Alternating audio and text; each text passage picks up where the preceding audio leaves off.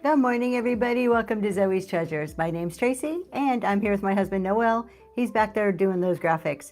Good morning, Southern Charm. Hello, Extending Grace, Relics and Chaos. Hello, everybody. Happy Monday. Another week. So, big question. What did you guys do this weekend? What did you guys do? Anything exciting? Anything fun? Any good sourcing? So, good morning, Queen Flamingo. I love discounts. You worked this weekend. That is not fun. And let's not count. Whatnot as work. So anything besides whatnot. So many sales. Well, but that's a good problem, SS Vintage. I like that. So many sales, so little time. Thank you for sharing the show. I cleaned my garage. That was not very fun. But it was well needed. So about once a quarter, I order a huge supply of boxes, of shipping boxes for Whatnot. And they were coming and I had no place to put them. So I pulled almost everything out of our garage, reorganized it, did all the things in the garage. And now at least it looks really good. So there's that. At least it's nice and clean. I've got a place for my boxes now. Sourcing, watching grandbabies. Oh my gosh, isn't that the truth? As you get older, my last one, my 15-year-old. So just to give you a reference, I have a 36-year-old and a 15-year-old. So there's quite an age gap between those two. And I felt I was a little too old by the time I had got the last one. She's actually adopted. So by the time she came to me, I felt I was a little old. Good morning, Amy's Treasures. I Love Discounts. No, we still have your chairs. They are sitting and waiting for you to come pick them up next month. So, all right. A little bit of housekeeping, all the normal stuff. Shipping is $4.50. There's items in the bin. Going to be taking pictures tonight. We're going to have some new stuff on Wednesday, but there's still some great stuff in there. And all auction items start for $1. The way we run these shows, if you haven't been here before, is anything with the pre-bid we run. There's only 10 items in there. We keep it really, really small for these shows. These are a chat and sell. So open topic, whatever you guys want to talk about. Usually on Mondays, I like to recap whatever we talked about the night before on the Reselling Roundtable. If you're not aware of what the Reselling Roundtable is, you're missing out. So myself, I Love Discounts, who's in the chat, and Jeremy from Green 13, we all get together and we do a podcast every Sunday night at 6:30 p.m. On YouTube. And it is kind of the same type of format that a Whatnot show is, where it's an open chat. We try to respond to people's questions and we have a different topic every week. And last night we talked about chat shows. So we're gonna you totally missed it, Southern Charm. That's okay. It's on YouTube. You can always watch it on YouTube. And we're gonna talk about it this morning anyways. On Mondays I always like to recap a little bit. But here's the deal. If you only come on Monday morning and come and see me, you're only getting my point of view. If you come on Sundays, you're gonna get all 3 points of view, which is better than just mine. Normally, we like to debate. Normally the topics, we don't agree on them. And so you'll hear a lot of debate and a lot of disagreement, which is really cool because there's 3 different sellers, 3 different ways of doing business. We all, do Whatnot and other types of businesses. So it's really a good one. The last 2 weeks the last 2 weeks we've agreed way too much. We need to get more controversial topics that we disagree with. Let me tell you something. I pissed some people off, you guys. Surprise, surprise. Yes, Tracy had some opinionated opinion to say on the talk show 2 weeks ago. Boy, did I get some people upset. We had more comments. First of all, it was our highest watched show of all of our podcasts. And I put clips of it on my Instagram. The highest views and comments on my Instagram I have ever gotten on a clip, because of what I said. And I'll tell you what I said. The beauty of Whatnot is finding what works best for you. Absolutely. Wildflowers for the table. There are a million ways to Whatnot, which I'm going to talk about a little bit when I recap some of our chat show stuff, because that was kind of like one of the things we all agreed about. So we'll get there and talk a little bit about that. But one of the things that I said 2 weeks ago, we were talking about, oh my gosh, Lysandra, help me out. It was different types of shows. And Lysandra asked, what do we feel? She just asked the panel, asked the rest of us, is there a type of show we feel is overrated? And I gave my answer. I'll stick by my answer. It's on YouTube. It's not like I can go and change it. And I said live shopping. I said, I feel live shopping is overrated. Nothing against people who do live shopping. If it works for you, wonderful. I'm glad you found a way that whatnot works for you, and that's your business model. For me, I feel it's an overrated in the sense that there is a vast difference between reselling and live shopping. Resellers have to go acquire inventory. We have to use data, statistics, judgment, knowledge, expertise in order to pick products that we then have to purchase, put our money where our mouth is, and then sell. That's a big difference than coming at it live selling, which is kind of like a scan show in a sense of there's no curation, there's no risk, there's no I have to use expertise, knowledge, and judgment. It is basically tell me what you want and I will buy it and send it to you. So it's two very, very different things, and I'm just not a fan of it. And again, not against people who do it, just not a fan of it for myself, not a fan to watch it. So there is that, but that viewpoint pissed a lot of people off, let me tell you. Which I find kind of funny. I'm totally open. People want to disagree with me. As long as you're respectful in my chat, you are always welcome to disagree with my opinions. And I'm totally good with that. There's been times, particularly What Liz Likes has disagreed with some of the stuff I say, but if it's done respectfully, it makes me walk away and think about, And there's been a couple of things that she has said to me that I've been like, maybe you're right. And I've changed my thought process or opinion because of it. So I'm okay with the disagreement. I had a couple, not only on the social media did we get a lot of comments, I had people DM me comments too, and I replied to every single one of them nicely and appreciated their thoughts. So yeah, it's on YouTube. You can go and see it. Our CEO cards, thank you. My husband's doing our giveaways. We are doing CEO affirmation little packets here. That's what you're going to get in our giveaways today. Good morning, the Aaron Sphere. What did you miss? Oh, you missed all of the comments. Yeah, they're there. You can go and see it. So, but that was 2 weeks ago. We'll talk about last night in a minute. I wanted to talk about one thing coming up tomorrow night, you guys. Open my ability to grow. Yeah, I mean, that's how we all should be, right? That's how we learn. We have a raid train tomorrow night. I just happen to be on it. I'm not conducting it. I get no credit for it. I have a 15-minute spot at 5 p.m., but I do encourage anybody who's available to at least hop in for a while if you can. Shalom Y'all and Grammy G 55502, two names that I'm sure you guys are familiar with. Both of them come in my shows frequently. They do what is called the Surge to 1K Raid Train. And this is where it's for new sellers under 1K, and their focus is really to help people grow. And the way they've set up the raid train is to get people that maybe have a little more experience or who have been on the app a little bit longer.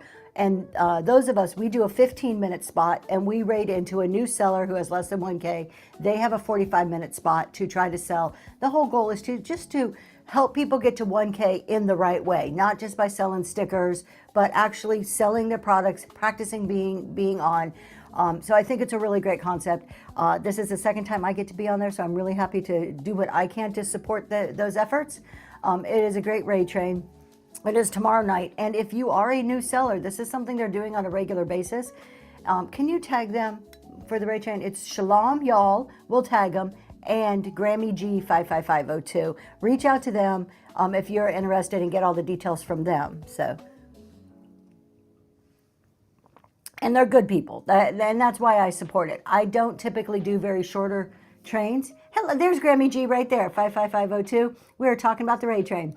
I typically don't do shorter trains unless it's like a Battle of the Best where I'm just focused on one item. But this one I feel is important. And because of their support to me, and I feel like I want to support them and the cause, I think it's a really good one. So that's why I'm telling you guys about it. That is tomorrow night, Tuesday night. You guys, okay, let's do a recap. Hello, Forgotten Memories. Let's recap here. Who here caught any of my Bougie for a Buck show? If you were stopped in on Saturday morning and saw Bougie for a Buck, throw something in the chat, throw an emoji, whatever in the chat. I have been talking about this Bougie for a Buck show. Southern Charm was there.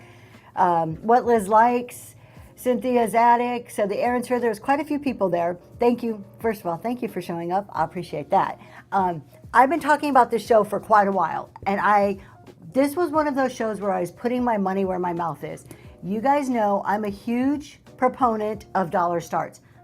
Does it work for everybody? Is it made for everybody? No. Is there a smart way to do it? Yes. Is there a stupid way to do it? Yes. All of that stuff. But I find for me it works. I love the idea of just starting things for $1. I hate pricing items. So I had a bunch of higher end items, swung vases, fairy lamp, hens. I had 2 hens on the nest, just other glass type items, art glass, things that were very, to me, high priced. And we put them all out there. Everything started at $1. I talked it up.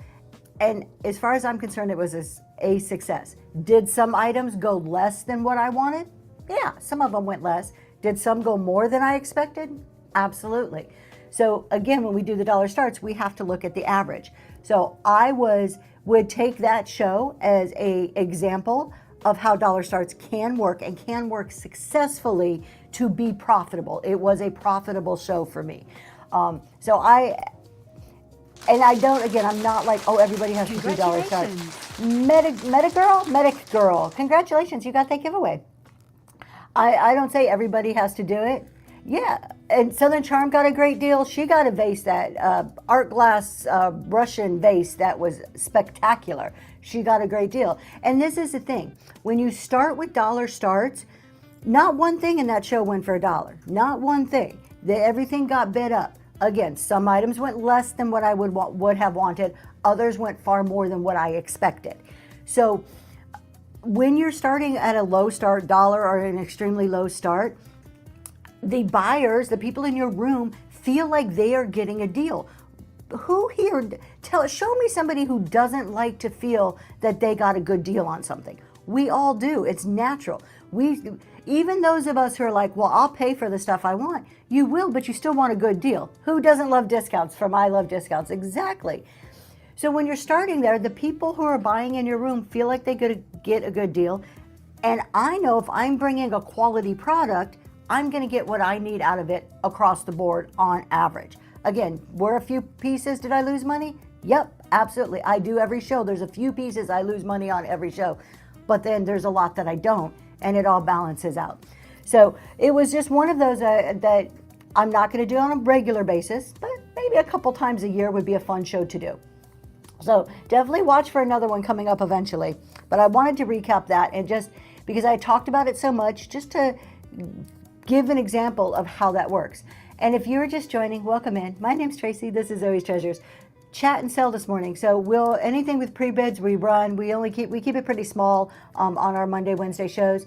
But if you guys have anything you want to talk about, you let me know. This is open chat. If not, I'm going to kind of work down some topics I wrote down here. But I love to hear your questions or your thoughts. If you've seen something crazy or something that makes you go, on whatnot, throw it in the chat. Let's talk about it. Let's get everybody's opinions. The other thing in my shows, thank you for your purchase from the bin. The other thing in my shows, you guys, you are always allowed to disagree with me, as long as it's respectfully. And if somebody asks a question, please feel free to tag them and answer the question. I'm totally okay with that because I don't have all the answers. So I know Eye for Beauty. I know you disagree, but I respect that. Okay. I see a couple pre-bids. We'll get to those in a minute. I want to recap the shipping issue. All of you who are sellers. Oh, is she a huge Harry Potter fan? Forgotten Memories? My daughter is massive. Yeah, so is Zoe. She is a massive fan. Okay, last Monday I brought to you guys a shipping issue with the carrier adjustments. Our totally lovable screen carrier adjustments under shipments. So really quick recap of what happened. I finally got kind of a resolution from Whatnot, so I'll tell you about it. But basically, I shipped 2 boxes out. They were to the same seller, or to the same buyer. I have started, based on Southern Charm's suggestion, when they instituted, we knew that they were coming with the carrier adjustments. When I do my shipping scan now, I put it on my scale and I take a picture of it on the scale, the shipping scan, so it actually shows the weight, shows the box, the weight, you're getting that label in there. It's saved and Whatnot. I don't have to worry about organizing or saving it. And now I have proof and I have a record of the actual weight of the sealed up box, right? So I started doing that. I'm thankful that I did. I had 2 boxes. One was 4 pounds, 12 ounces. The other box was 4 pounds, 13. I had them both. The weight on the label that I put in was 79 ounces. Okay, so just under that 80 ounces, 4 pounds, 15 ounces. So I padded it. I added a couple of ounces to each box just in case, to be safe, right? So I knew I was good. I have pictures of this. I sent it off. I didn't worry about it. I am one of those ones. I'm a stickler for rules. I change the weight and I change the box sizes. So sent them off. Lo and behold, I get a carrier adjustments on these two boxes. USPS said that both boxes weighed 20 pounds something ounces. I forget the ounces, but both of them were, let's just say, rounded to 20 pounds. Now, both boxes were pre-listed items, so there's pictures. There's 3 items in one box, 2 items in the other. There is no way, even just looking at the pictures, thanks for your purchase from the bin, there's no way just looking at the pictures that they weighed 20 pounds. Okay, give you that. But I had the proof. I had the picture from with it sitting on the scale. So I reached out to Whatnot. Basically, Whatnot said, hey, you've got to go to USPS, dispute this. I followed the link they gave me. Unfortunately, the link asks for information that we don't have as sellers. It was asking for some weird types of codes or something that I couldn't find anywhere. So I reached back out to Whatnot, went back and forth and back and forth. And when I say back and forth, this was a week of emails every single day, probably for about the first 5 days. On Friday, I hadn't heard from them for like 2 days. So I reached back out. I'm like, hey, you haven't resolved this issue. Like, I want an answer. What I was asking for from Whatnot, of course, I sent them all the photos, all that. I said what I want is either the carrier adjustments removed from my account, or I wanted proof from USPS to support their claim that it was 20 pounds. I knew they didn't have it. I know it's false because I took the picture of it on the scale. So ultimately, I got an email from Whatnot yesterday. Needless to say, I am extremely disappointed in the response. Whatnot, do better. I don't want to be like, oh, Whatnot's terrible. Look, I'm on this app. I love being on this app. I love the platform. I think our fees are good. There's a lot of great things. Good morning, the Thrifty Cottage. In this instance, Whatnot needs to do better.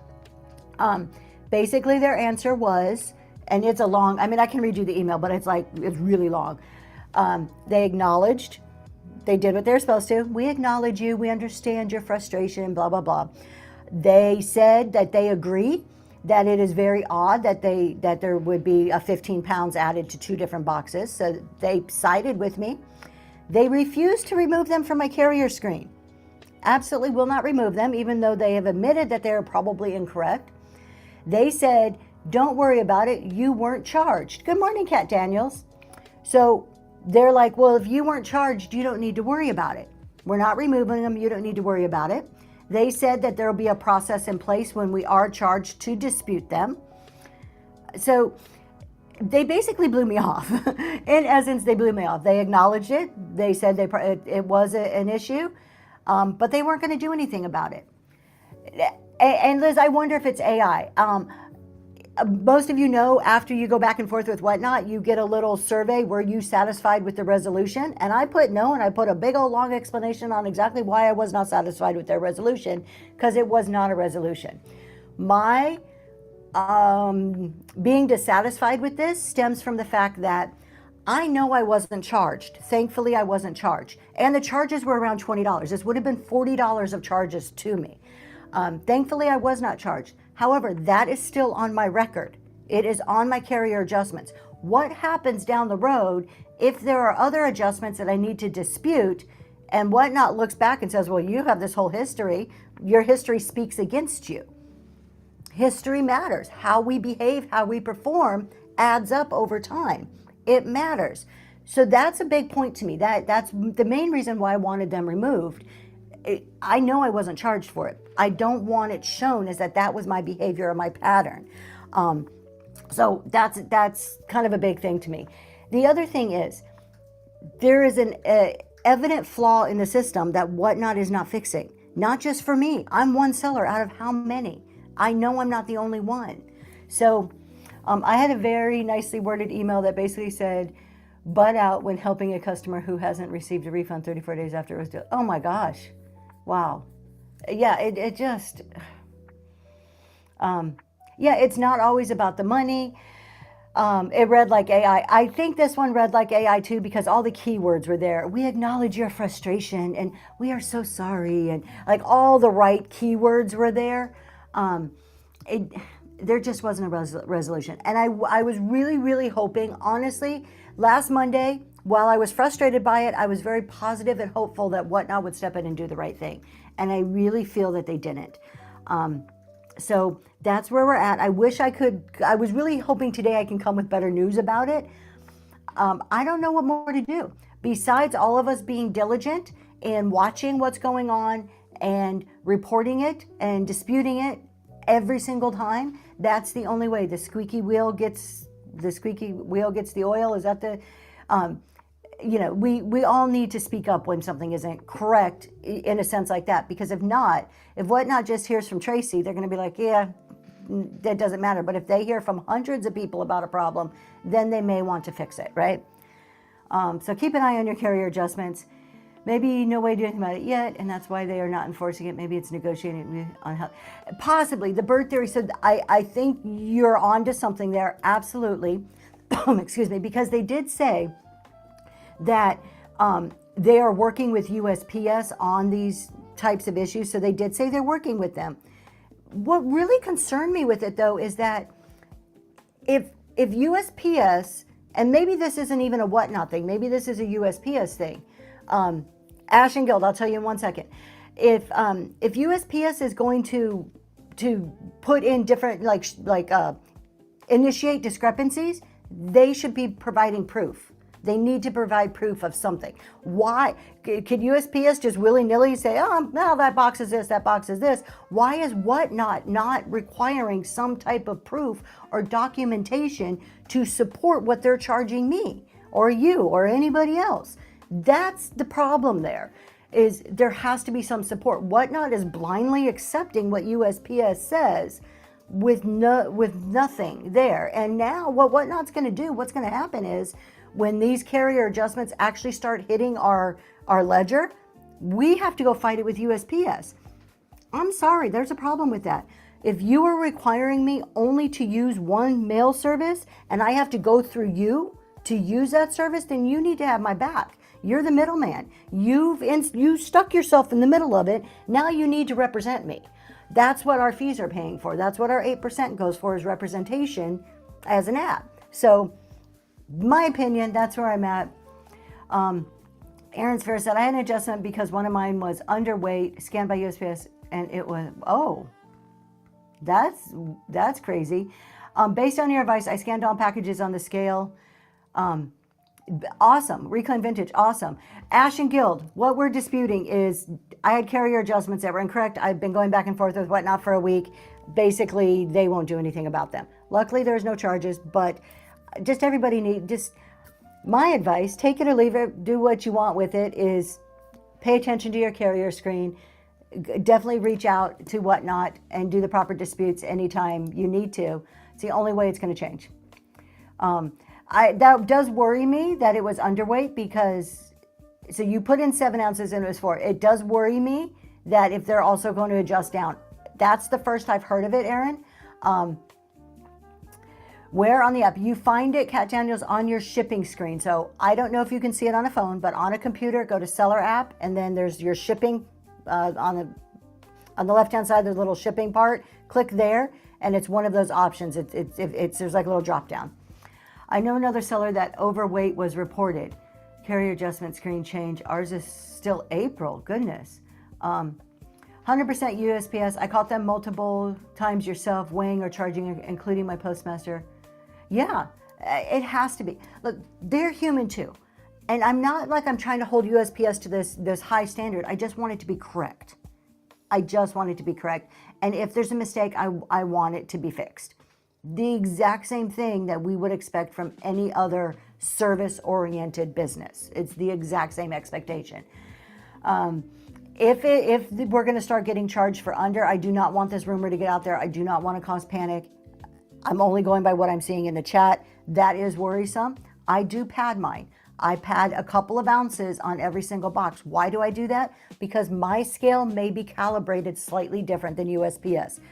So I'm going to add 2 or 3 ounces just to be safe. So if they're going to go down, that's another concerning thing, because it's going to be really hard for any one of our individual scales to 100% match a USPS scale exactly. So I do understand this is a new system. They're working through all the tweaking it and all of that. So I'm really going to try to offer as much grace as I can that this will be fixed before the charges will actually be showing up to us. Exactly. So Gigi's Vintage, the thing is with the carrier adjustments, every ounce matters. Even though Whatnot works in weight bands, 0 to 1, 1 to 3, 4 to 7, 8 to 11, the USPS doesn't work like that. They go on exact weights. So those weight bands are only for us inputting products and for the Whatnot system. That's not how USPS works. So every ounce does matter. So we do need to be as correct as we can, even if we're within the right weight bands. How many of us here, I used to do this until this carrier thing, I would do this all the time. If something weighs, 8 ounces, or let's just say I put 8 ounces in, but it actually came out to be 12 ounces, I wouldn't change that because it's still in the same price. It's still under a pound. I do now. Everything is exact with an ounce or 2 padding. Allow us to do it. I have heard in Whatnot's defense, they said it at the Seller Summit, other shipping options are coming.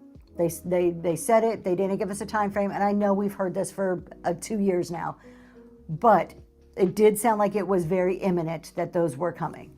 So you had a situation where they gave 2 labels for 5 items that were under 3 pounds and then 1 label for... Yeah, the way Whatnot bundles, look, I trust the Whatnot bundling system. I know it sounds crazy at times, but the Whatnot shipping system, the way they have it set up with the way they bundle, is actually pretty good. While the bundling may seem odd to us at certain times, they do it based on like the distance, where somebody is, like where you're sending it to. I actually do trust it. I think it is a really good system. And that's why I always tell sellers, brand new people, put your weight correctly, trust the system. Because if you put it in right to begin with, right, it's going to ship right. So I actually think it's okay. Yep, and look at, there it is, Shop Happy right there, Shop Happy 2019. Community Host says that they heard it too. Some other forms of shipping options will be coming soon, hopefully. Hopefully sooner rather than later. Because how many of you, just let me know in the chat, how many of you have big items that you are just waiting? You are just waiting for Whatnot to open up that floodgate so we can sell bigger items. I have a whole shelf full of stuff. I cannot wait. It is going to open up to so many more possibilities. I have gorgeous things that are like big that it just cost a fortune. I can't do it on USPS. So we are spoiled. Forgotten memories. I totally agree. We are spoiled. Hey everybody! Yep, so Croc's on here. Ducks in the chat. It is time for pre-bids. Do you want me to run pre-bids? Is that what you're telling me? Is that what he's ignoring me over there. All right, I do see the pre-bids. We'll run those right now, and then we'll get back to talking. Yeah, all the big stuff goes to your booth. So I don't have a booth. I've thought about it. I don't know if I have the time, honestly. That's my biggest thing, is the time for a booth. To do it right, to do it the way I would want to do it. Like I'm somewhat of a perfectionist type A in that aspect. So, all right, let's run these pre-bids, and then we'll get back to chatting. You guys, this elephant is pretty amazing. I couldn't pass this up when I saw it. Let's check him out. This is Milk Glass. It doesn't have the green glow, but he is so cool. I can't decorate, so you can't booth. Oh, I bet you could. All right, look at him. How cool is this? This is actually a toothpick holder. A little dingy down there. He's old, but beautiful piece of Milk Glass. If you like elephants, how cool is that piece there? We're going to run it. Shipping is $4.50 max. We are going to do 10 seconds, 3-second restart, and that is up and running right now. Thank you for your pre-bids on that. Yeah, I love this too. I was pretty excited. I collect Milk Glass, and this was a hard one not to keep. And the Bird Theory, thank you so much. That is heading to you. What do we have next? We have a creamer. This is a little Thank you. little beauty here. I love the colors on this one. Look at how pretty she is. All those florals, and look at that handle. How sassy is that handle?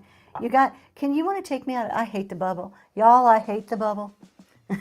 There you go. Look at how pretty. Even right there in the front, we got, was that a bird on there?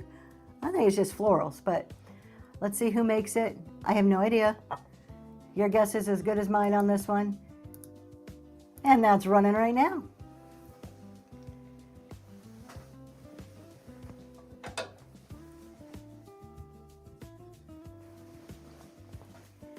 The Bird Theory, thank you, thank you. All right, you guys. Thank you. Talavera right here. Let me pin it. Okay, how often do you see a Talavera butterfly? How beautiful is that? This is Mexican pottery. We'll show you from the top there. You can hang this up. You can put it in a stand. We'll look at it from the top. Is that upside down? You're going to flip the camera? Nope, it's the right way. Check that out. All right. These are really cool. We're going to run this. I actually got to travel across Mexico and pick up, I didn't get this one there, but a little over a year ago, we spent 3 weeks traveling across, and we picked up some of the most gorgeous Talavera and Tonala going across Mexico. It was one of the best trips I've ever been on.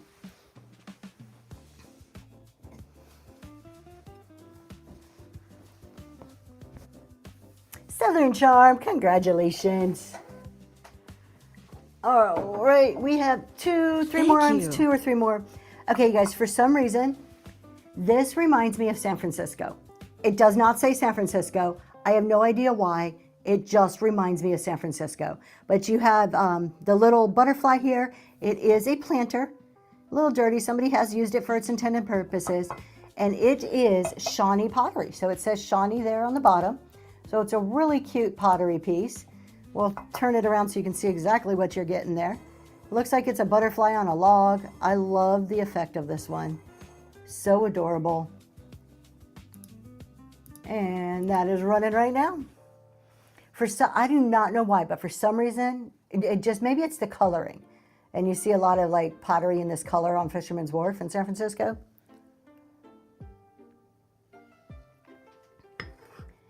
And Southern Charm, thank you. It does not surprise me. You guys, if you don't know, Southern Charm's emoji is butterflies. So it does not surprise me that she is picking up all the butterfly stuff. And then finally, our last little one for right now is this little Jasper. Is this Wedgwood? It does not say. Does it say? I cannot read the bottom. I don't think it's Wedgwood. Jasper ware. We have a little logo there, but it's really faded out. I think it might say Japan. Yeah, it says Japan. That's our logo. But it is Jasper ware. It's pottery, so it's a small pottery piece. This would fit on a printer's tray because it's not too thick. And that's going right now.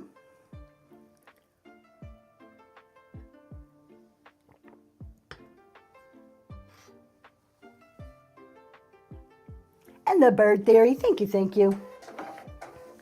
All right, let's get back to doing some talking. And we do have the bin pretty loaded up, you guys. If you're interested in anything in there, you can take a look while we're chit-chatting. And I'm gonna wait because that giveaway is about to run right now. Let's see who's gonna get that giveaway. YTTC, congratulations. Is anybody else noticing, sellers that do giveaways, Congratulations. that as soon as the countdown stops and you see it like spinning, the winner is already on your screen? I like it in the sense that we used to have to wait and everybody else would know who the winner is before you. So I like seeing it, but it's really weird that the winner is already shown before it stops spinning. Little odd. You saw that at Monster Mama? I mean, it works for me. I'm totally cool as a seller. I think it's odd. That's all. All right, let's talk about chat shows, you guys. We're going to talk about the good, the bad, and the ugly. We're going to recap last night. I want to hear what you think. I want to hear all the thoughts about chat shows. I want you to tell me anything that comes to your mind, anything you want to know, whether it's a question, whether it's a comment, something you love, something that's pet peeve, throw it in there. Southern Charm loves chat shows. How do we do what? All the graphics? Josie's Junk in the Trunk Mercantile, that is my husband. It's not OBS, started with OBS and is emerged to a whole NASA space control center over there that he uses. So if that's something you're interested in, you can always contact him. It's Zoe's T Mod. He'll throw his name in there. He does like one-on-ones for free, so he'll work with anybody. Shop Happy. I love the ones that don't provide bad information. I am with you. 100% I am with you. And that was part of what we talked about last night. So to start it off, I identified 4 different types of chat shows. So if you're just kind of thinking in general on whatnot, and then I Love Discounts came up with another one. So here's what I think are like the 5 main categories of chat shows. Not gripe. Question and answer. I like that. Not gripe. I think it's impossible to specify miscellaneous chat versus seller support. When I hop into seller support and it's about someone's love life, it's weird. Yes. And that's what we were trying to do last night by like kind of separating them. So I think you have the seller buyer support. You have the true ones that are like, come ask questions. We're here to answer your questions. There's like those shows. Then there's I call them the chit chat shows. Nothing wrong with any of these types. We're classifying. To me, the chit chat show is they're talking about their love life. That like me, we're talking about I cleaned my garage this weekend. Just talking about your day, life, whatever. That's the chit chat. No real agenda, just whatever, go with the flow type shows, right? Then you have what I'm calling hype and raid shows. These are the ones where people do let's do a quick chat show to get a bunch of people. Hello, go with the flow. Get a bunch of people and go raid. I have seen a huge emergence of these, more and more and more, what I classify as hype and raid shows. In my opinion, we'll go into this. In my opinion, though, those aren't truly chat shows, but they're in community, so I'm just putting them there. Then you have business educational. Good morning, Thrifty Educator. Good morning. We have business educational, which I think that's where I fall into the most is business educational. Monday, Wednesday, maybe more chit-chatty. And then I Love Discounts identified the how-tos. The how-tos, particularly like in a handmade category, are starting to become more prevalent. I really like the how-tos. They may be part of the educational category, but so those are the 5 that I came up with, or we came up with last night. And we had a lot of talk about chat shows. Like Shop Happy said, she likes the ones that give good information, not bad information. And my opening statement, always have something controversial to say, leave it to me to open my mouth and it all comes out, is not all chat show hosts are created equal. I'm going to put it out there. They are not created equal. The level of education, knowledge, experience, advice, all of that stuff varies drastically. As much as we have different personalities on here, we have different levels of proper information on here. Cry and complain. There are the cry and complain shows. There are the pity shows, which I would put those in the chit chat shows because they're not really focused on anything whatnot or business. But yeah, I don't like those. There are some good things though. Oh yes, thank you for putting that in there. So you guys, I Love Discounts is back. If you guys missed the Squirrel Brain chat shows from I Love Discounts, they are doing shipping shows now every Monday night. Some are the best viewed when intoxicated. Some are best viewed. Yes, absolutely. There are some, and I don't want to make this just a complaining about chat shows because there's some good things. I want to talk about some of the really good stuff that comes out of chat shows. I literally was hearing somebody he was sitting. He or she, I don't want to classify, was, I'm not wearing any pants, talking about how many times they fart. I'm like, why are there 60 something people in the room listening to this? Like, it blows my mind sometimes. Then again, I am a very conservative, straight-laced, like business focused type. I don't do the goofy as much as I probably should. I probably should embrace a little more goofy in my life. The lawyer chat show concept. Now, stay home to shop. I love the lawyer. Is there a lawyer one on here? I do know there's an attorney on here, but she doesn't give any type of or talk from that perspective. Yes, that is wrong, Eye for Beauty. Don't make Alexa do that. So before we get too far into this, Oh, it was oh, okay, yeah. Before we get too far into this, I do want to highlight this listing I have here. You don't have to buy it. It's put up there so you can do the screenshot if you click on it. Let's see if I can find it in here, and I'll pin it really quick for a minute. It is Blasian Bunny put together a calendar of some trustworthy talk show people. So if you click on this, open up the picture, you can take a screenshot. I know all but, not personally, but like I've been in all but like 2 of these people's shows. So I think all of them are really great. I enjoyed asking the community if anyone ever had been a mod. And for those who said no, we had a live experience so they can. I love that, Shop Happy. I think that's great. See, that's educational. That's useful. That's like you can go in and learn something. You can watch other people engaging and enjoy that. It's easier to find one on Whatnot than it is in real life. Oh my gosh. So this one, again, Blasian Bunny, I cannot take credit. It is totally Blasian Bunny's baby here. Reliable people that you can trust what they say. They give good advice. And I've experienced, like I said, all but like 2 of these people. I have been in their shows. I need to get in the other 2 just so I can be like, I'm vouching for everybody on there. And Nancy, you got that giveaway. Congratulations. So if you guys want some good ones. One of the big things we talked about last night that I really want to point out is how to know. How do you know if it's somebody you can trust their advice, right? Because that's a big deal. We all know there's good and bad advice. So how do you know if you can trust their advice? And all of us had a few different things, but we all kind of agreed. One, go into the chat show and evaluate what's in their bio like you would if you were buying. How many sales do they have? If they have 300 sales and they're telling you how to run Whatnot, how to click all the buttons, I'd be a bit iffy on that because look, you're still new yourself. How do you know how this app works, right? Like you're just learning it. But maybe a new person with 300 sales could be talking about their life as a volunteer in some other aspect, and they're talking about volunteering, or they're talking about mental health. They're talking about an expertise that they bring to the table is very different than somebody with 300 sales telling you how to do Whatnot, right? So look at what they're talking about compared to what their Whatnot experience is. And I only trust a handful of sellers. Thank you so much, the Thrifty Cottage.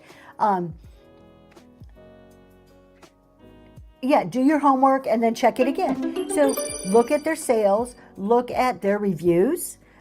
Green 13 pointed this out last night, and this was a really good piece of advice. If somebody has like a 4.9, so what? To me, you can get one unhappy person and make you have a 4.9. That doesn't really bother me.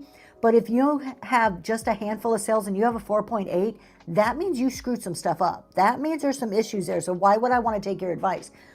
But usually if you're getting a few bad reviews but you're selling enough stuff, it kind of weighs out. So did I see about the rocks? No. Serial hobbyist, you got to fill me in. I have no idea. So look at their reviews, look at their bio, what's their expertise, what do they bring to the table? If they're there giving you, and I'm just going to use myself for example, if they're giving you tax and accounting advice, what qualifies them to do that? Does their bio say something that you're like, hey, or do they tell you? Can they back it up?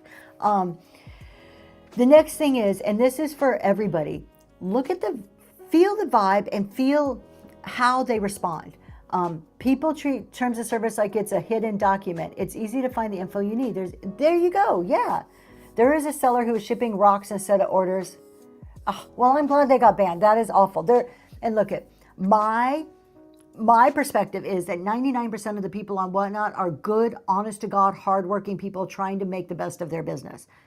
But there's always going to be bad apples. There's always bad apples.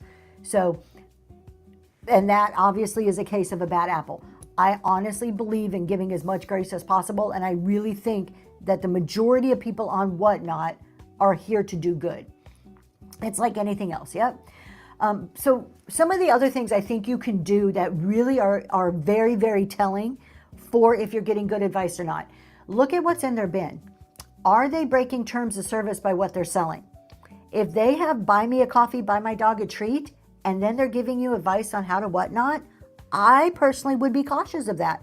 Those are clearly terms of service violations, yet they're giving you advice. That's a huge red flag. When can you ask them questions and not get booted out of the room? Can you disagree with them? If you ask them a question, if they're giving information and you ask a question, can you say, well, where does that come from? Do they just trust me? Just trust me. That's a red flag. Or do they say, it's in this section of terms of service? Daisy Lane is a great one. If you ask her, she actually prints out terms of service and she holds it up and she says, this is where it's at in terms of service. And she holds a piece of paper so you can see in the camera. We'll show you on screen. We happen to have the technology available to pull it on the screen. So can these people giving advice, if you ask, back up what they're saying? If they can't point you to terms of service, particularly if they're doing a whatnot seller support type show, be wary of that. And again, trust. Lysandra from I Love Discounts reminded me, she's like, I'm surprised you didn't say this. Trust but verify. I mean, they weren't even. Trust and verify everything. Even what I tell you, trust but go verify. But you should be able to, whoever's telling you anything should freely be able to tell you where you can verify it. Some of the biggest ones that drive me insane are the ones who insist they know how the algorithm works, and they give you information that completely contradicts what Whatnot's policies or terms of service says. Whatnot tells you how the algorithm works. There's a whole section, it's called discoverability. If you go and search under help.whatnot.com, and Whatnot tells you how it works. Yet you still have people out there saying, well, you got to put the right title and don't put a number in front of your items because you'll never find you. The algorithm doesn't like you. So that's a lot of what we talked about last night. If you guys have other thoughts, let me know. What is your favorite type of talk show? Let me know, what is your favorite talk show that's out there?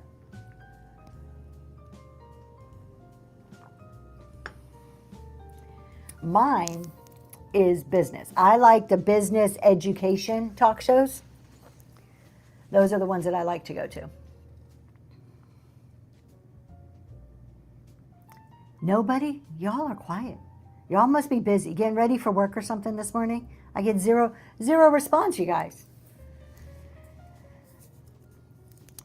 There we go. Business. Oh, thank you so much, Bamber. I appreciate that. Yeah, business in general, not just Whatnot. I get a little bored with the Whatnot ones just because I think after you've been on the app, thank you, Forgotten Memory. CEO Challenge was really good. After you've been on the app for a few years and you kind of get to the point where you have your shipping and stuff down, some of the seller support type ones get a little repetitive. So I do like the business, the educational, the how-to. I'm really starting to enjoy some of the people doing like the how-to, showing you how they do their crafts or whatever it is. New perspectives tickle you. Yeah, I love hearing new perspectives. Thank you, Reclaim Vintage. Definitely the one that we pinned, the calendar we pinned that Blasian Bunny put together. Check those people out if you haven't already. They're just, and I don't want to sit here and mental health. Yeah, I like mental health ones. I don't want to sit here and just be like, oh, don't listen to these people and these people are bad, because I'm not going to like call people out.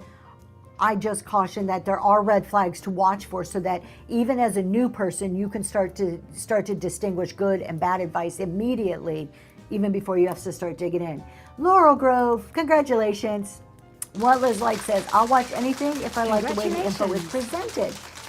Even good info poorly presented is a big no for me, and I'll listen to chat. I like that point of view. So yeah, even if it's poorly presented, that's the way they present it. I'm very much into, you guys know me, I like my notes. That was the first thing that drew me to Custom Wood Burning. I love her chat shows because she's super organized. Now, does she squirrel like the rest of us? Yeah, we all squirrel a bit.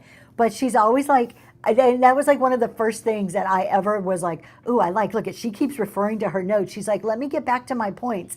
And I'm like, oh, I love that. It was like another person I felt that I related to very well. Motivational. Reworkers Passion does a wonderful motivational every single Monday. And then you guys, we have the community host. So if you guys don't know who community hosts are, we had a few already in the chat. If anybody here is a community host, throw something in there so they can see you. A lot of people on Blasian Bunny's list are community hosts. But community host, They do not work for Whatnot, but they have been elected by Whatnot to represent their category in the community. So once a month, they are given a topic, and all of them have the same topic, but they talk about it in the perspective of their category.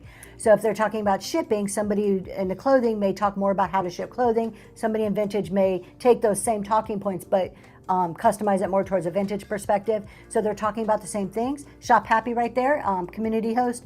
So they also have a monthly phone call with Whatnot. Sometimes they get a little more information before the rest of us get it. So those are ones that you can like rely on more so than just in general. Part of me is like, oh, don't say that, because I feel I'm very reliable. I'm not a community host, but we do have our community host.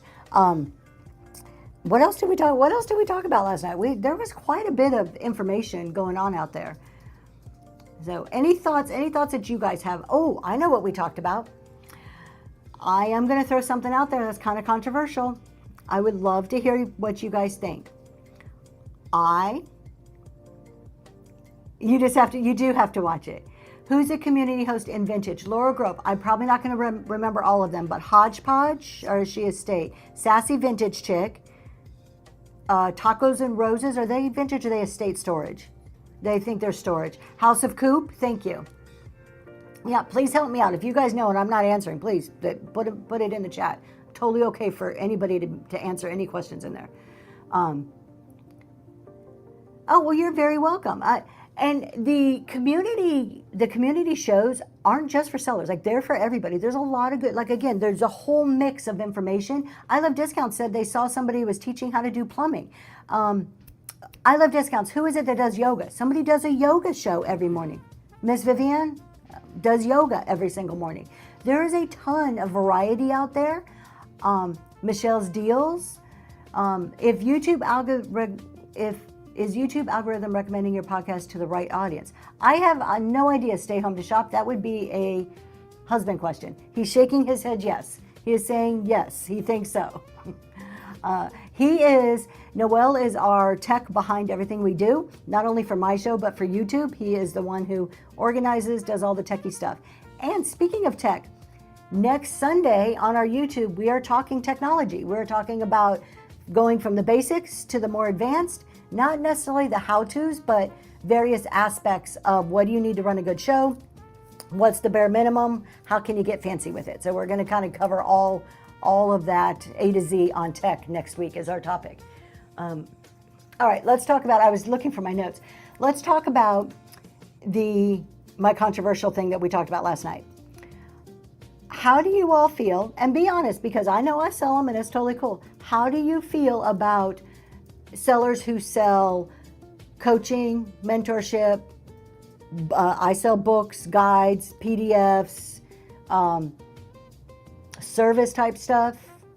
What do you think about those?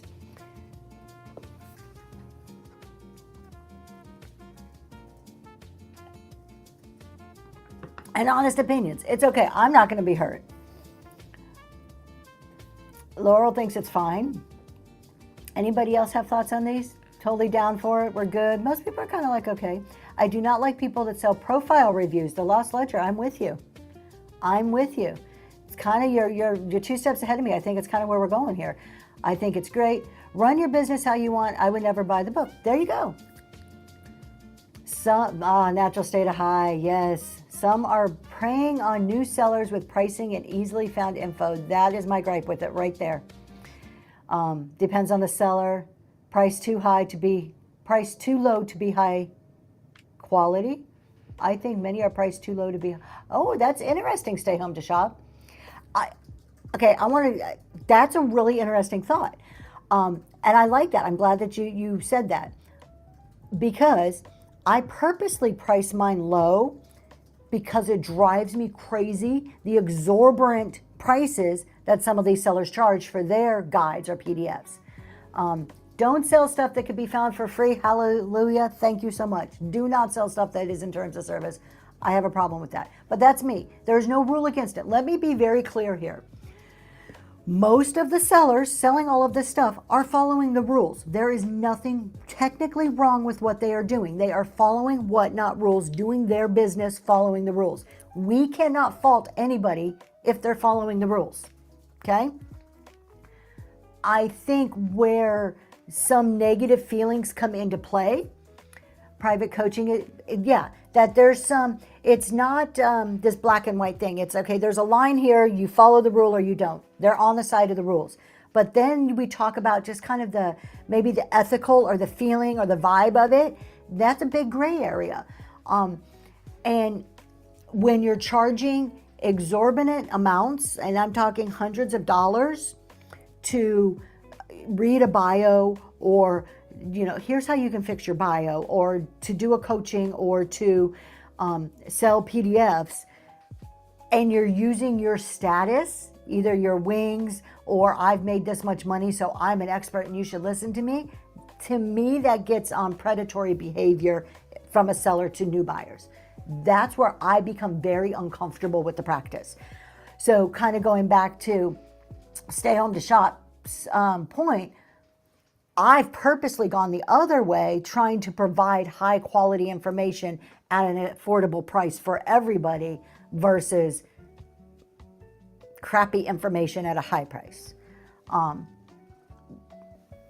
So what they're helpful when the seller has a background, and what they're pamper. And this is it. I have a huge feeling, expectation that ultimately more service-oriented businesses will be on Whatnot, that hopefully Whatnot will regulate that and possibly have a category for it. No inside knowledge. This is totally my thoughts. I have seen some hold on, I just moved the chat and I can't read. I've seen some so expensive, and I mod for someone who bought and went live with them, followed all advice, but nothing has changed, and now she's out the money. And I got a couple of thoughts on that. So my thoughts on that. You still have to put in the work. No PDF, no guide, no book is going to make you successful. Just by reading the book, I mean, I can go and sit at the front door of the gym, doesn't mean I'm going to get skinny, right? Just because you buy it doesn't mean it's going to do anything for your business. You as a seller have to put the work in. You have to apply the basic foundations, business foundations, principles. You have to put the work in. I think there's quite a few sellers who say that this is the only way to do it, though. That they say, this is the only way to Whatnot. This is what made me successful, so now I'm going to write a book, or I'm going to write a PDF and tell you how to be successful. But that's their way. There's a million ways to Whatnot, and we can't always be the same, right? Just because it worked for you doesn't mean it's going to work for me. So you have to find your way to do it. But buyers are responsible for what they buy and how much, just like buyers are. However, let's face it, new people to the app are very susceptible to this. And you can be honest and helpful to new people, or you can prey upon new people. New people coming into this app see people who have been here, see OGs, or see people with wings, or see anybody making a ton of money, making sales, having 100% sell-through rate, selling out shows, or selling items just like they have for 3 times the amount that they're selling their item for. And then when they go to their talk shows, they're like, oh, I'll buy your stuff because you must be doing something right. They are doing something right for them. Doesn't mean it's going to work for you. And there are sellers who are also using that vulnerability to sell their stuff. That, to me, is that gray area that makes it wrong. It's like trying to lose weight. What works for Oprah? There you go. Exactly. And I'm not saying this to like, oh, look at me, I'm so much better, because you know what? I sell guides, I sell books, I do chat shows. I am in the same group as everybody else doing that. I feel though, and I think most of the ones on Blasian Bunny's list also do this, is they're like, look, there's a lot of ways to Whatnot. This is what works for me. This is what I suggest. You need to find what works for you. But if you choose to do dollar starts, if you choose to do reduced shipping, here's what I've learned. Here's my success and failures. That's another way to figure out, is this person giving you bad or good advice? Is if somebody's telling you there's only one way to do it, I would run the other way because there's more than one way. But if they're just if they're putting out there, here's what worked for me, here's what I failed at, now you can use my success and failures as an experience to figure out how to make that work or not, or just ignore it for your business, right? And I do think there's some responsibility on the buyer side. The buyers have some responsibility of why are you going to pay for somebody how to fix your bio? Go copy your bio, open up ChatGPT, put it in there and ask ChatGPT. Because I'll tell you what, that's what a lot of these sellers are doing who are selling that. There's sellers who will sit right there on the screen and put it in ChatGPT in front of you and make no attempt to disguise it. They're telling you exactly what they're doing and they're charging you for it. It's a free program, especially if you're only using it in very small doses. I was wary of Paper Gold, a bookseller support group, but I tried it and it's so worthwhile. Oh, okay. Well, there you go. Some of them, and I'm not saying that everybody's bad. I'm just, what can we watch for? How do we protect ourselves? How do we know the good from the bad? Those type of things. Like, how can we do this in a better way? When we talked about buyers, new or established, overspending, the seller says, not my place to educate. I'm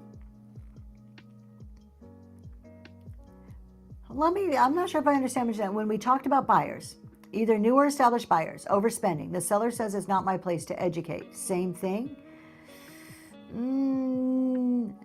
I don't think it's the same thing, Eye for Beauty.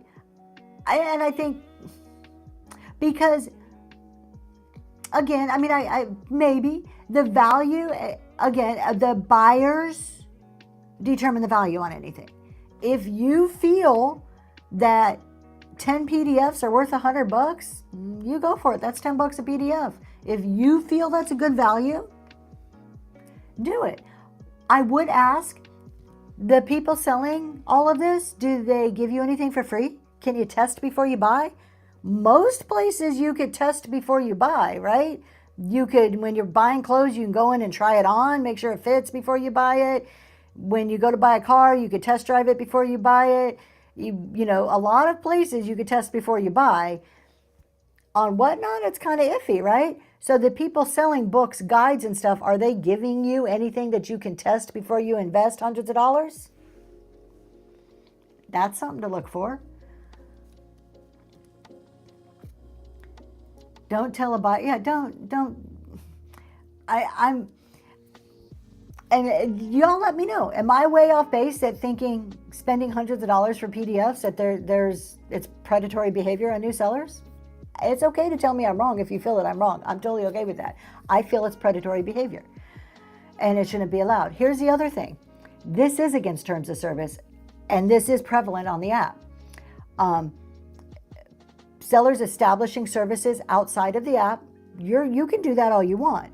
But selling you that service, the minute you buy it, then you have to put a credit card in for a subscription-based service outside of the app. That's against terms of service. Good morning, Melon Seller Cards. That is driving business off the app. It is wrong. It is against terms of service. Stay home to shop, be extremely unethical. There's a difference in selling an item and selling a service. There is, absolutely. Good morning, the Curated Collector. I think my problem with that is that they are guaranteeing buying the product will make them successful. Exactly, veterans. That's where that predatoriness, in my opinion, comes in. Is that this? If I can do it, you can do it. If I did it this way and it works, then you can do it this way and it works, which isn't true. Look at just what type of inventory you have access to. I'm in Pennsylvania. We have a ton of antiques and vintage here. Does that mean somebody in the middle of Montana is going to have the same resources available to them? Yeah, and there are there's somebody's red chatted me. I won't call out names. There's a lot of MLM multi-level pyramid type schemy things happening that we have to be careful of. The birthday, you just got that giveaway. Congratulations. Congratulations. There are people who don't want to read terms of service and would rather have someone tell them. They're willing. And T-Bubble, and that is why guides, PDFs, books are successful. There is a place. Look, there's a lot of people who don't want to do research themselves. They want to be spoon-fed, and that's okay. And it's okay to monetize your chat shows. I am not against it. I do it. Obviously, I'm not against it if I have a way to monetize my chat shows. Totally okay with that. And the reason why we have the ability to do so is because there's such a large group of people who don't want to take the time, or it's a better use of their time to buy it and read it versus investing the time to research on their own. That's what keeps us in business. But it's the way that it's done, it's the who you're marketing to and the prices you are charging. If your community, if you are really community focused and you're here to help somebody, like a lot of us in community say we are, then why are you charging exorbitant prices in order to help them? That seems wrong to me. Is it just ones who plagiarize Google and ChatGPT for their... I think it's a whole mix. I think there's a lot of that. And I'm not against using ChatGPT or any other AI. I use AI in a lot of what I do. I am very blunt, and what I say and what I write can come across very rude, particularly if you don't have the context around it. So I frequently will use an AI to help me soften the tone, maybe make it sound more professional, more eloquent than what I'm going to come out of my own head with. But it starts, I think there's a difference is, does it start with your own thought and if your thoughts are improved, or do you even have any of your own thought into it? Yeah, let's not break the bank and just let's really help each other. And there's a huge following of off-app, stay home to shop, huge following of off-app subscriptions and a seller who offers access to private shipping info for subscribers. And that's the other thing. If it's in terms of service, I really wish, this is the one area I wish Whatnot would crack down. I think it's impossible for them to regulate, is selling stuff that's in terms of service. It's there for free. Like, come on. Like, that's not hard to find. Like, I'm not crazy about what I think sometimes. And we all have to, again, I'm not going to call out people who are good and bad. What I really want to talk about here, is how do we know the good, the bad, and the ugly, right? How do we, and when I say ugly, it's just a phrase. I'm not calling anybody ugly. How do we, as people going into to shows, how do we figure out what we can trust and what we can't trust? I'm not attacking any people here. Yes, I am very blunt to Reclaim Vintage. I am very blunt, too much so, and it's plagued me my whole life. You would think I would be better at my age about it. And you don't know what people's intentions are. And I really, part of me goes back to what are they doing for the community? And I said this last night on the show. Do you see them in other people's rooms? Do you see them supporting other people? Aside from their chat show, where are you seeing them in the community doing for the community? Are they modding? Are they talking up other people in shows? What are they doing? And doesn't mean that they have to go and spend a lot of money. Do you hear them being referenced to in many other shows? Can you go into the vintage community and hear this name being held in a high standard? You know, I will sit here proudly every day and show you Blasian Bunny's chart or calendar of the people on talk shows, and I'm going to continue to call out Blasian Bunny's name. I will speak of her in a high regard. Are you hearing this about some of these people that you're on the fence with on whether you can trust their information? Pin their yeah, there you go. Sassy Vintage. If you ask them a question, they immediately pin their servers for sale and can't or won't answer. That is an absolute red flag. If they can't back up their information. And what is their qualification? Think about what's their qualification. I made this point last night. I can come on here and do a chat show on how to do brain surgery. Does that make me a doctor? Do I have any experience in telling you how to do brain surgery? Or is that dangerous to me? Dangerous for me to be giving that type of information. Misleading for me to be giving that type of information. It is 100%. I should not be doing that. But I am a CPA. I am an accountant. I can, from experience, from education, come and talk about taxes and accounting. So where are they coming from? And they should be able to tell you that freely. You should be able to ask. If you go into a tax show and you say, hey, what are your qualifications for this? Like, where did you get your tax experience from? They should be more than happy to tell you that. No one here is a mentor or guru or coach. Trust me. There are a million people on Whatnot who will want to just be your friend, and you can call for business, bounce business ideas. I can call up Southern Charm or I Love Discounts. I make no hidden thing that they're two of my besties on this app. It's Sassy Vintage Chick. We've been messaging a lot. I can call or talk to any one of these people and say, hey, this is what happened on Whatnot. What do you think? I had an issue the other day with some pre-bid stuff. One of the first things I did is reach out to I Love Discounts and say, what would you do in this situation? You will make friends by doing what you're supposed to be doing, being social, being friendly yourself, that will give you advice. You can bounce business ideas off. You should not have to pay for it in that manner, because I'll tell you what, Whatnot is what? How many years old? 4 years old? 4 or 5 years old? So all of a sudden, everybody, they become a coach and a mentor because they have 4 years of experience? 5 years? I have a personal problem with the coach and mentor stuff, particularly if they can't back it up. But I don't want to keep saying all the bad stuff. Let's talk about some good things. I do see a pre-bid. We're going to jump over there in a second. When the seller has only sold less than a couple hundred items. Now, if you've sold less than a few hundred items, I totally agree. Maybe seller support isn't what you should be doing. I'll tell you who did a really great one as a brand new seller, Daisy Lane. Daisy Lane has done a talk show since almost the day she started. But you know what she did? She didn't come on here and say, let me do seller support. She's been on here over a year at this point, or about a year. At this point, she's more than qualified to give seller support. But you know what she did? She came on and said, hey, you guys, I'm Daisy Lane. I'm on this Whatnot journey. I'm learning. Why don't you hang out with me and learn right along with me? This is what I did this week that really worked great for me, and this is what I kind of failed at. This is what I don't know about. This is what I found in terms of service. That's a perfect example of a new seller using a chat show for, I don't want to say publicity, but marketing to get to know people in a proper manner. Yeah, she's wonderful. I love Daisy Lane. All the wrong show. Yes. Okay, honey, what am I missing? He's going like this, like I'm missing a... You're way behind. Oh, I'm way behind in chat. Okay. Sassy Vintage Chick started shows because what she saw, she did it for network chat. Sassy Vintage Chick does talk shows every week for new sellers. Hers are focused on new sellers. If you're experienced, you can go and she'll still answer your questions.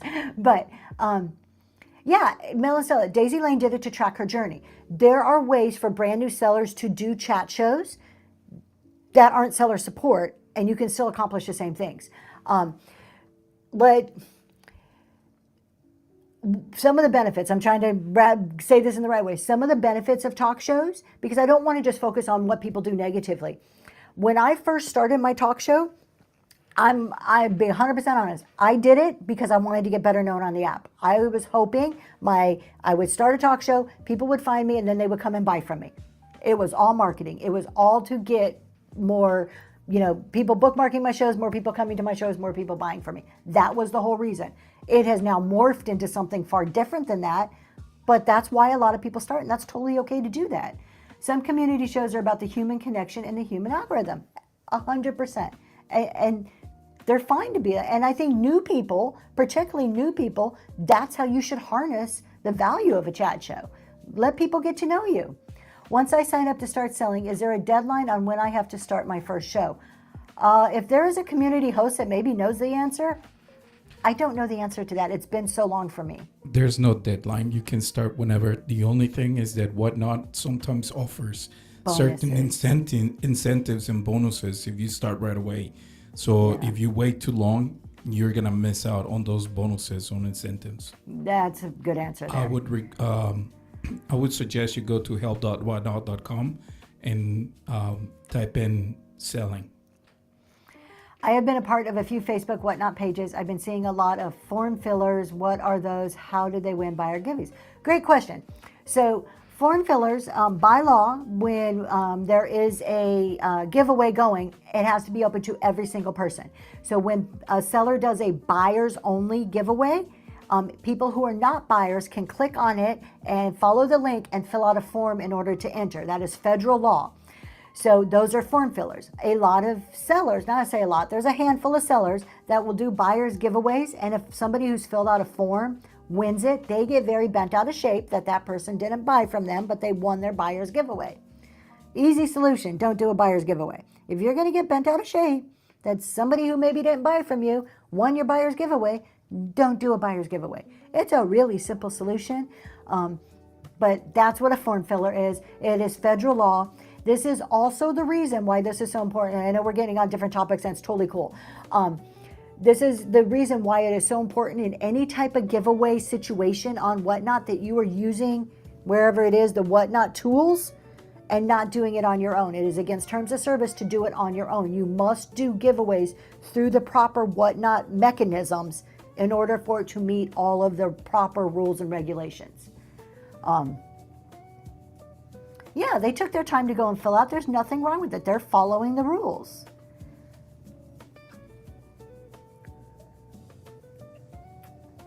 And I know people curious how your banger show was. I couldn't attend, but it went, Red Brick Cottage, thank you for asking.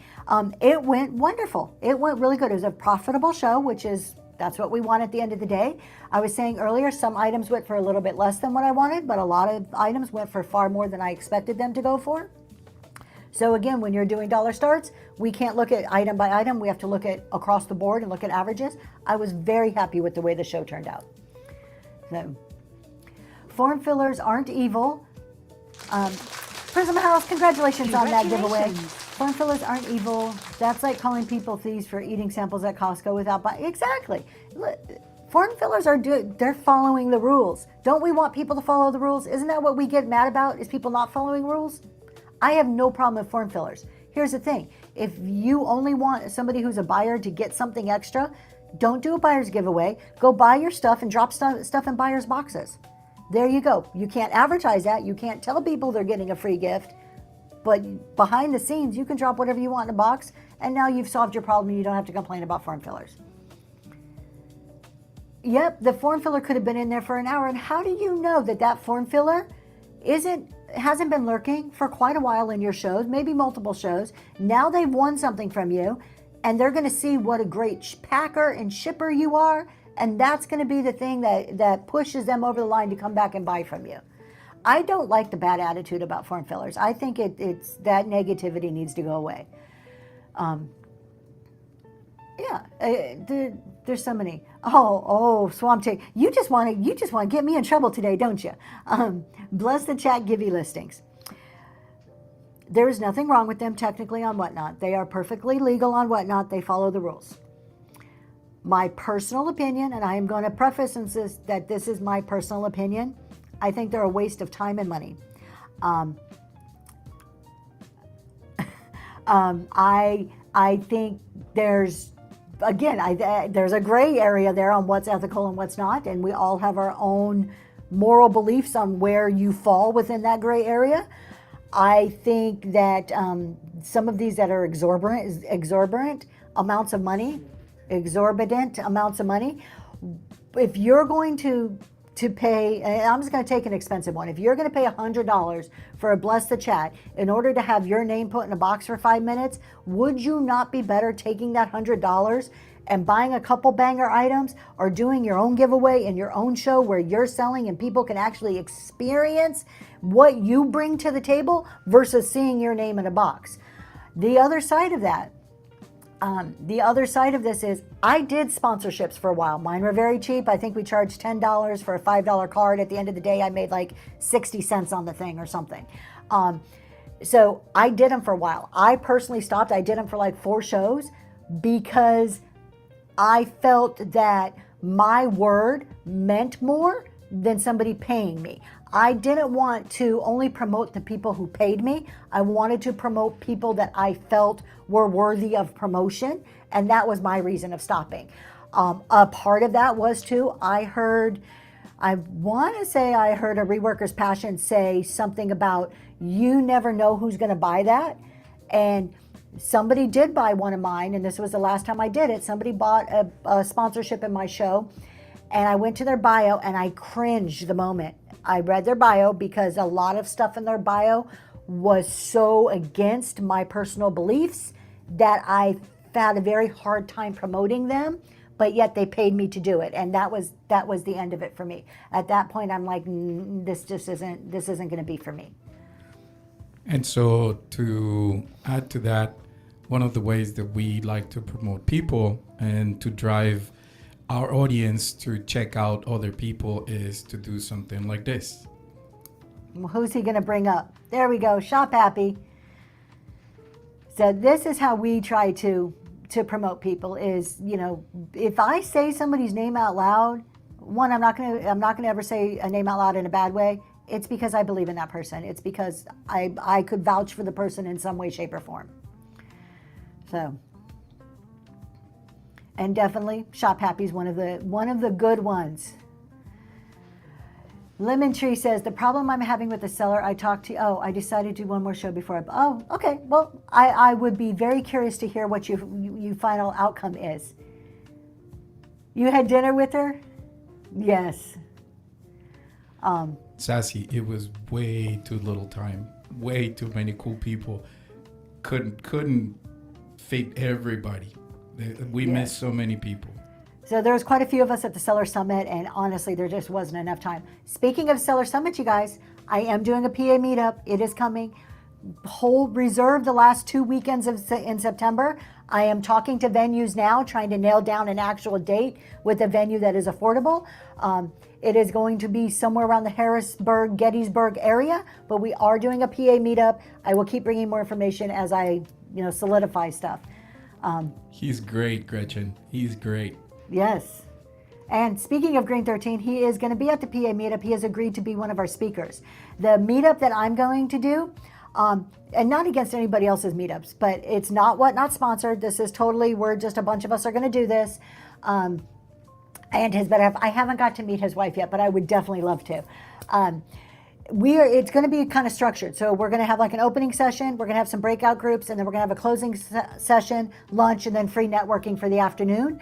So we will have some like definite learning topics for buyers and sellers. I will have a sign up, and I'll be soliciting ideas on topics. So watch for that. I'm hoping by like mid-June, I'll have the sign up on my website so we can start to collect interest and be able to have a good list to filter information out. Do you have any Okay. So for you who are curious, that question right there, that is most likely a bot. So let's talk about this. If I click on it, is it going to take me out of the show? You already kicked it? Okay. We'll all be able to attend. Yeah, it's going to be open to everybody. However, because of the venues I'm looking at, it's probably going to be limited to around 125, 150 people. In order just to keep a venue affordable, the venues that will accept 400 or 500 people are just way out of the price range. So it's going to be a first come, first serve type of deal. And for this year, the end of September, yeah, I'm going for one of the last 2 weekends. Again, it has to do with what venue and what availability they have. So, y'all, if you look at that chat there, that PFPOTA, that is a bot. In case you have not experienced bots yet, there is a proliferation of them on Whatnot. I probably did not say that word right. And when you see them, you can just kick them out of your room. You can usually tell that they're bots because they have a name, something like that, some letters with a number. And if you click on their name, they usually have 0 followers, maybe 0 and 1. There are a lot of them going around. They come in and ask some weird question that relates to nothing that you're doing. So just beware, sellers beware, just boot them out. So there has been since the last crash, even though Jeremy at Green 13, he gets a lot. He was saying that in the last few days that Whatnot must have done something because he's starting to see less. I am not sure what the objective is unless. So Green 13 had an opinion on that, and what he mentioned was that in order for a bot to enter a giveaway, they need to be somewhat active and have a little bit of interaction. And so by asking a question, that seems like it's a human. And so the idea is that they're going to enter giveaways for whatever reason. I'm not sure. And that's what he was mentioning. We're not sure. We're not certain. I wonder. I think that's a good possibility. I wonder too. It's like when you get stolen credit cards, and the first thing they do is try to do a really tiny charge, like a $5 or $10 charge, to see if they can get the credit card to go through, and then they start doing the big stuff. So I wonder if it's something like that, like they're testing the waters before they do something bigger. I don't know. I'm not techie. Yeah, a lot of bots enter the giveaways. So we talk PA meetup. We're talking all things chat shows. Anything else before we got a pre-bid? Let me go ahead and run that pre-bid so we don't forget about it. All right, this one's really neat. Where is it? It's way back here. Of course, I got to get up. This almost reminds me of one of those. Where in PA we're going to be. I'm talking to venues. Oh, when? When is it PA? It's going to be either the 3rd or the 4th weekend in September. I'm hoping by the end of next week I will have something nailed down. I have put out a bunch of different feelers and sent inquiries to about 5 different venues that I researched. So I'm just trying to see what I can book, what I can get. Open to everybody. Yep. So buyers and sellers, it will be somewhat structured in the morning with more of a free open networking in the afternoon.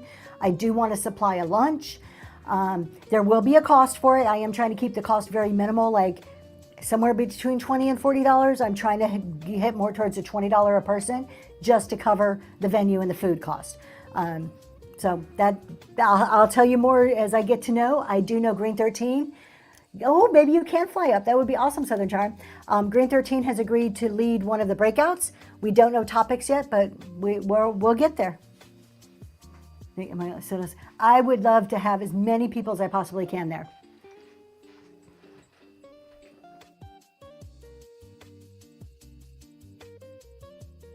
There are a few other people I'll be reaching out to. As soon as I kind of like solidify the date, other people I'll be reaching out to try to get as speakers too. I got a list in mind of people I would love to have there. I don't know about streaming it to YouTube. That we're gonna have Noel's gonna have to answer that if he's gonna be a techie guy there that weekend or not. Yes, I could. And Joanna, yes, he was crashing really bad. There were a lot of issues. And when we were at the summit, they were mentioning that they don't necessarily test their updates. What they do is they come up with something and their testing is putting on live and see how the sellers interact with the updates. And so sometimes as a software engineer, I can tell you that some of those ideas, it can bring down several bad situations. It can generate bad situations because you're not sure how the code is gonna react. And so that's probably one of the things that happened over the weekend. They released some kind of a update, and then those were the consequences. So for the PA meetup, the structure, like I said, the structure part's going to be like a Saturday morning up through lunch, and then it's going to be networking. I'm hoping we can turn it into like a lot of people stay and there's like trips to antique stores or doing fun stuff on the Sunday. So that would be great. I'm really focusing on though the Saturday day is what I'm going to like plan out. But there's going to be a lot, and I'm trying to do it in an area that has a decent amount of good hotels and stuff to stay at. And yes, it is tax deductible. If you're going to any Whatnot meetup, that is a tax deductible, it is a business purpose. So you do get that benefit. Thank you, Heart and Soul. Oh, look at, I love discounts. All right, she just claimed, they're like, Lysandra's like, I'm claiming that guest room. We have a guest, I call it a guest suite in our basement. I love discounts, like, it's mine. So, and we do have one more bedroom upstairs. Southern Charm, we have the guest room upstairs too. So we have 2 guest rooms. Okay, we're gonna run this really quick because we do have a pre-bid on this one. No chips or cracks, it has an applied handle. You can kind of like see the bubbles all throughout the glass in there, and there's a Pontil mark on the bottom, but I like the little bubbly glass. This reminds me of there was like these wine bottles when I was a kid. That's what it reminds me of. Fantastic finds. She's looking at venues at the moment. Running now. As soon as she finds the venue, she'll start nailing down a little bit more on the dates.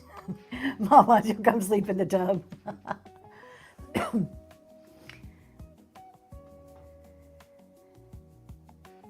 Swamp Chick Boutique, congratulations. Auction the guest. Kimmy, I like your thinking. There's a market for everything somewhere, right? I like that thinking. So. Come to California. You know, there are people that do meetups. Somebody recently just did one in California, and Fundamentals does a Vegas. That's pretty close to California. They do a Vegas one. Robbie's, you got that giveaway. Congratulations. Until they get to the Whatnot house, Lysandra said, yes. Eventually, you guys, that is our goal, is a Whatnot house. I'll just, Lilac and Dee are planning one too, Tober. Where is theirs going to be? Oh, theirs is in California? There you go. I'm just always baffled when I watch these sellers with antique glass. How on watch are you finding? Oh, how are we finding these? I get a lot of my antique glass from auctions. I don't really find it out in the wild. I either get it at antique stores, like antique malls, or auctions is where I find my stuff, mainly. So our Whatnot house, let me tell you about the Whatnot house. And Florida, Inga just did one in Florida. I don't know if she's ever going to do another one, but they do have them all over, you guys. Go to CG Boomerang Echo has a list of them. No, she doesn't anymore. She used to. I'll show you where to go. Hold on one second. We'll show you where to find them. Ours isn't on there yet, again, because we don't have the exact date, but. Bear with me. And I'll tell you, kind of the struggle with these is that there's meetups that are Whatnot sponsored, and that means Whatnot pays for those. And then there's the meetups that we just do, other people just do. So those ones, to get a venue, venues cost money. The cheapest I'm looking at is like $300 an hour for a venue that's going to seat people so they actually have a place to go that's not just in a park somewhere that they might get rained on, right? So trying to find a affordable venue when you don't have anybody backing you. So when I'm looking at these places, I'm like, okay, well, how much is it? Can I work out a deal with them? If so, and I expect 100, 125, 150 people, can I charge people $20 each to cover all the cost of this and then to cater for food? It starts to become expensive, and there are a lot of people that will just kind of fork out some money, and I'm willing to put some of my own money into it, but I can't afford $2,000 just out of pocket to do a meetup. So that's the challenge of finding the right spot. That's a decent spot. The one that I really like is an old antique house I'm looking at, but it is an event. It's a venue that's made. It's a house that they've turned into an event space. I really like it because it has separate rooms plus a general meeting area that's big enough for like 150 people. So they will, and Mama's, that's just it. So I narrowed it down, and now I'm like talking to them to try to see, of the 5 that I narrowed it down to, what's going to work out the best. We need a Chick-fil-A and Starbucks. As long as there's a Chick-fil-A and Starbucks within the vicinity, I'm good. I'm happy with that. Okay, he's looking. What I was going to talk about, somebody mentioned I could buy a ranch in California. That would be nice. One of my goals this year, so somebody mentioned my Whatnot house. In case you're new to me, I take a very slow and steady approach to growth. He could cook. We could have a big Mexican buffet type thing. That would be amazing because he's a really good cook. Oh, no, you don't want that. He's a good cook. You've just given me an idea, Southern Charm. Because a lot of the places I'm looking at have kitchens where you could cook in. So I take a very slow and steady approach to growth. Are you going to show this? Should I start my story or hold my story? Okay, let's look at his thing and then I'll tell you my story. So, whether it's sponsored or not, this is what Whatnot is doing. So you can go to meetups.whatnot.com, and in there you can see how they explain everything, who can attend, the types that they offer, and then if you're hosting, what are the requirements for the hosting. And this is so they can sponsor your meetup, but they have meetups right there already posted. And if it's in sponsored one, like the Hodgepodge place, it would say Whatnot sponsored. If it's not sponsored, like the next one, it wouldn't have that banner. So this is where you can find the meetups happening around the US. And Shop Happy makes a good point. When it says Whatnot sponsored, those there's a good chance that those are sellers only when Whatnot sponsors it, such as a Hodgepodge.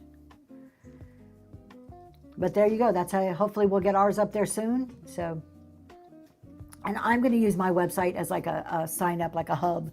But again, all that's coming. I'll let you guys know. We still have about 5 months or so. So the story. Somebody mentioned my Whatnot house. This is my goal. It was my goal for this year. It may take a little bit longer, but we want to expand. I work out of my basement. I really like a separation between my personal and my business life. I also work from home 9 to 5. So I have a home office upstairs. We do Whatnot in the basement. And I want to move Whatnot out of my basement. Part of what I need for my growth is to get more inventory, and I'm running out of space.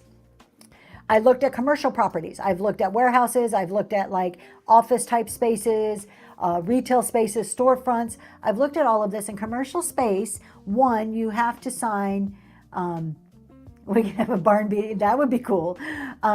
You have to sign usually like a 3-year lease, and it's renting. I'm not sure I really want that. That gives me a little bit of like pause when I think about doing that, and it's really expensive. So my goal is to purchase a second home. I know that sounds bougie, but hear me out. Not a big old mansion, not something big and fancy, but an average starter home, a second home, and turn that into my business, my business location where we can run Whatnot. I can also have my office out of there. And I would go there like a normal job, and I would do my 9 to 5, I would do my Whatnot. That would allow me a shipping area, different studio spaces, inventory space. But what it also allows me is that I'm purchasing an asset. So instead of just renting and giving my money away, I'm purchasing something that can grow in value. And this is how we all should think is business, is what is the long-term implications of whatever we do. So as my business grows, when my business outgrows that house, I still have an asset that I can then rent as a home, sell as a home. It's easier for me to do something with that than it is to do something with a warehouse. So this is my ultimate goal. In order to get there, I had 2 main issues that I had to overcome to even get to the point of buying a house. The first one was shipping. I knew that I was maxed out with growth. My time was maxed out between my full-time job and Whatnot. I had no more time. Shipping was a big hurdle. That was the easiest thing to be able to delegate to somebody else. I don't have a shipper. I didn't want to hire a stranger to come into my home and work. Personal preference. I could have curated rooms. I want like at least 2 different studio rooms. So I didn't want a stranger coming into my home to work. So my solution after a lot of thought was to hire my 15-year-old daughter, and she is doing a fantastic job. It has freed up my time so much that I feel that hurdle has been overcome. The next hurdle is sourcing more. In order to sell more and make more money, I must source more. So I kind of had a twofold approach. My one approach was to increase my revenue. Very counterintuitive here, but hear me out. Instead of selling 80 to 100 items on my big show, I decided to scale down. I'm scaling down to grow. I scaled down to 50 higher quality items, and that's bringing in more money than 100 lower quality items for me. So that was one approach. The other approach now is I need to source more. We have found one additional sourcing opportunity, and we're looking for more. And once I can source more, then I can add another show to start bringing in more revenue. That's 2 huge hurdles overcome. Then I can start pouring that money into a down payment for a home. So for the second home for the Whatnot house. But that's also how I talk for my business shows on Friday. I'm very thought through and strategic. There's almost nothing that I'm going to do that doesn't have a long-term implication that's not thought through. I have a ton of ideas and I can be very impulsive into jumping into them.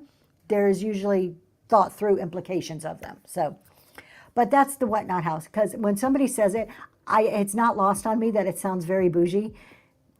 Trust me, it's coming from working hard and planning for it, not just because I can go buy a second house. That's not it at all. So, and I do know all of my numbers. Yes, I am very analytical in my approach and what I'm doing. So, it would be, yeah, it would be a tax deductible purchase. But you have to think too. I mean, like when you get another location. Right now, working out of your home is pretty darn awesome. You get to deduct the home office. You don't have to pay anything extra.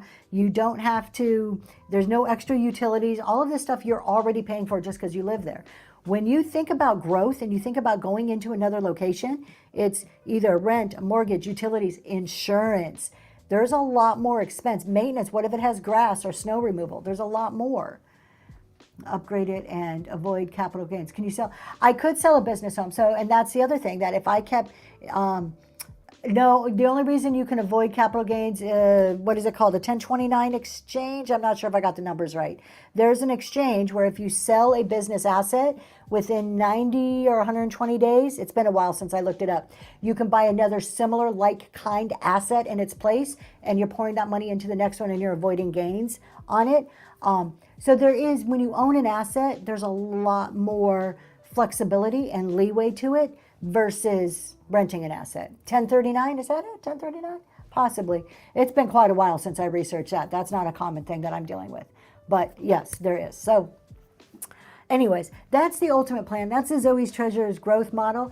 And it's not just in vintage. Vintage, I love. I have no foreseeable plans of giving that up in the future.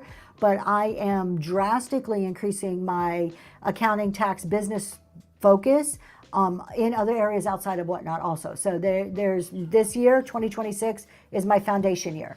I have big plans for the future. So buy a big house, rent rooms to college students. You can hire them to work for you. I could, but then they also have access to all of our equipment and inventory. So I'm a little leery about that. Can you go into doing our taxes at the end of the year? I've never had my own business before. Sure, I could talk about it a little bit. Do you have a specific question? I'll just give you a high level overview on business tax. If you rent a house and a couple of sellers in your area can have a room to display their things and share that would be wonderful. These are all brilliant ideas that I am taking note of, because anything to help offset some of the expense is absolutely a smart business move.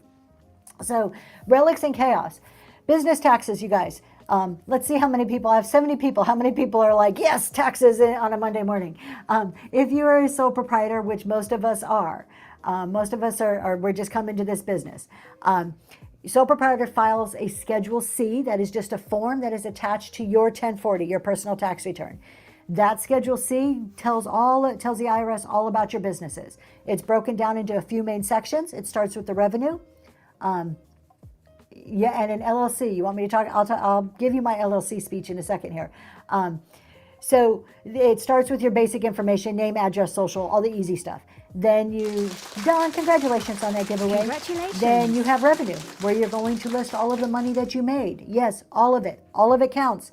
Don't listen to people who tell you if you made less than $20,000, it doesn't count. All of it. All of it counts. Put all of your revenue there. Then you have cost of goods. This is what you sold. So everything that you've sold, any refunds that you had to give, all of that stuff is accumulated in revenue, cost of goods. Then you have expenses. You have a big old section where all of the expenses, everything you pay for your business is put in there.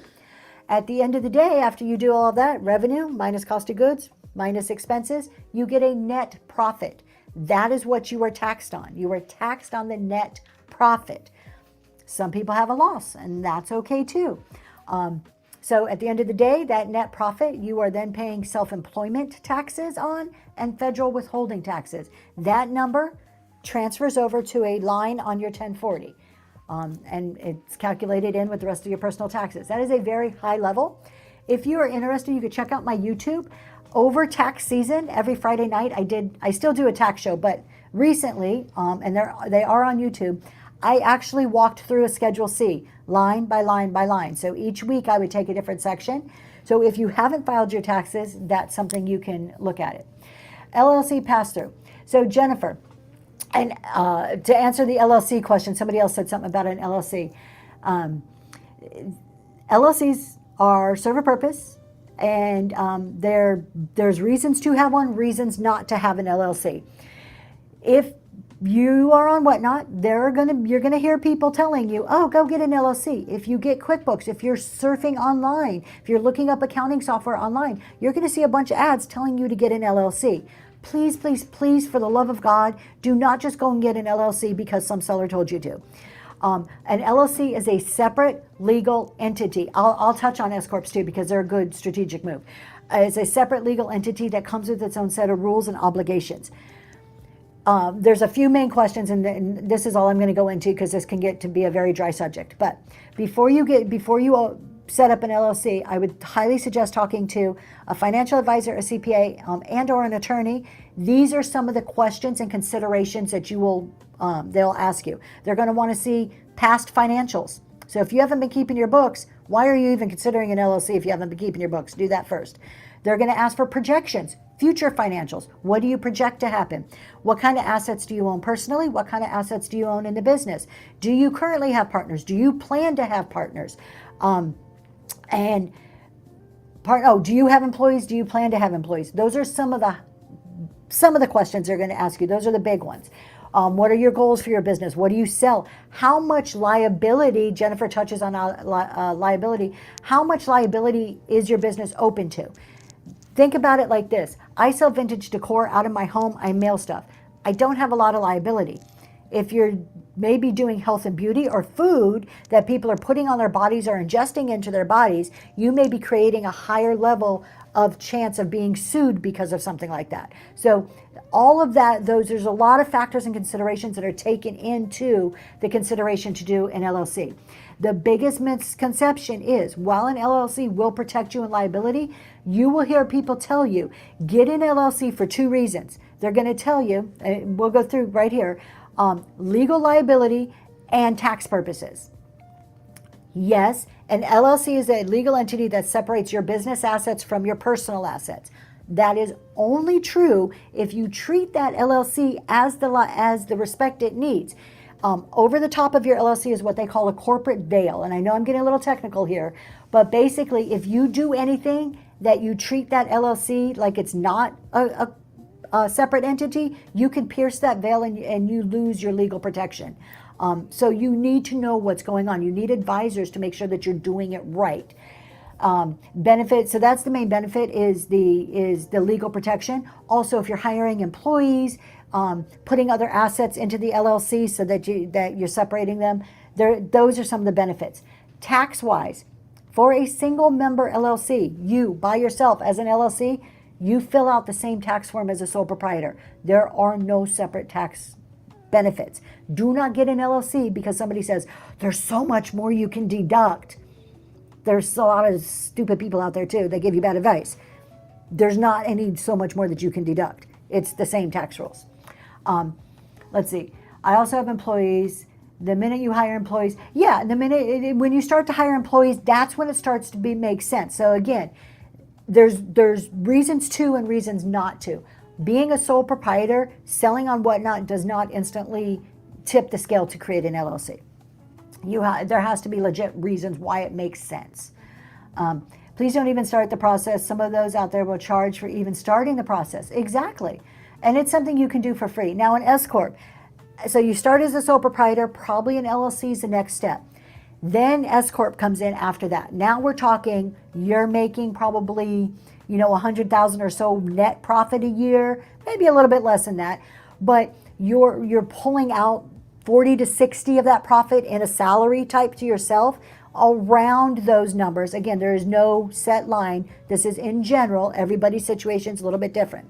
But when you start to get to working with those numbers, the next thing you may consider is, after net profit 60K, there you go, is an S Corp. S Corp means it is an election. It is not a separate legal entity. An S Corp is an IRS election. You're electing to be taxed as an S Corporation. So you create your LLC, then the LLC elects to be an S Corporation. It elects that S status. What that allows you to do is to issue a K-1. So it takes your LLC and it passes that income through from the LLC to you in the form of salary. So you're not being taxed on the net as an individual. You are only being taxed on the salary that you pay yourself. And it's still a separate entity. So your S Corp is just on top of. Your S is an election on top of a corporate legal structure and LLC legal structure. So the S is just a covering, an IRS election on top of a legal structure. But again, that's kind of like when you really start to grow.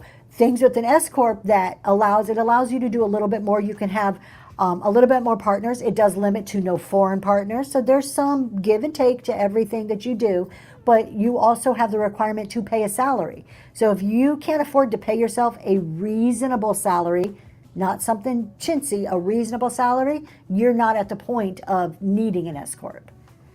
And it could definitely save a fair amount in self-employment taxes. So as you grow,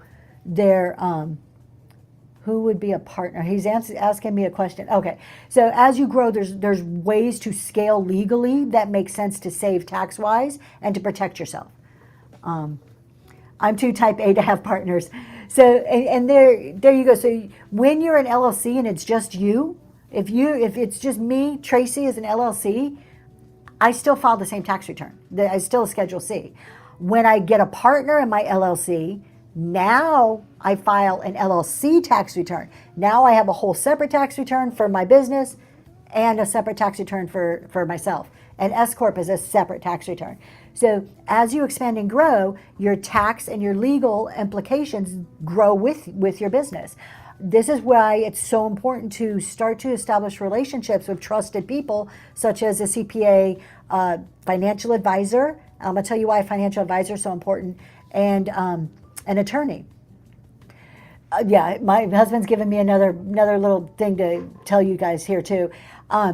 So establishing those relationships now will help as you grow, because those type of people, you're talking about one of the most intimate things to you. Think about you as a person. What are the most intimate things? Okay, besides what happens in a bedroom, your money, your relationships with your loved ones, right? When you're a business, one of the most intimate things to a business is the money of that business. You want somebody you can talk to openly, honestly, and that you can trust. So those relationships take time to build.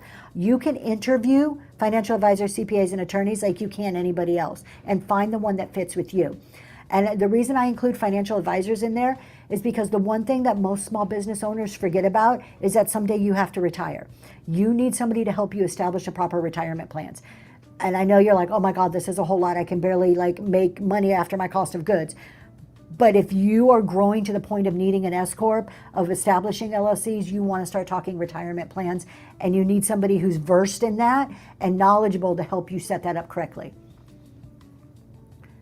Oh, thank you, Jennifer. We'll never have partners again. Our partners stole everything. You've got to be careful. Yeah, I mean, who you go into business with.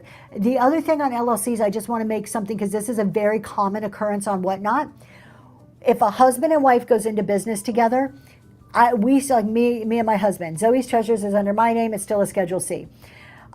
But if it's mom and daughter, two different households, cousins may be going, or sisters or brothers. So if you are in business with a family member like that, an LLC, that's one of the considerations that may make sense, depending on your circumstances, because think about the taxability of this. Anytime you go into business with somebody else, even if maybe it's your best friend that you go into business with, whose name's on the Whatnot account? Whose name and Social Security is on that Whatnot account?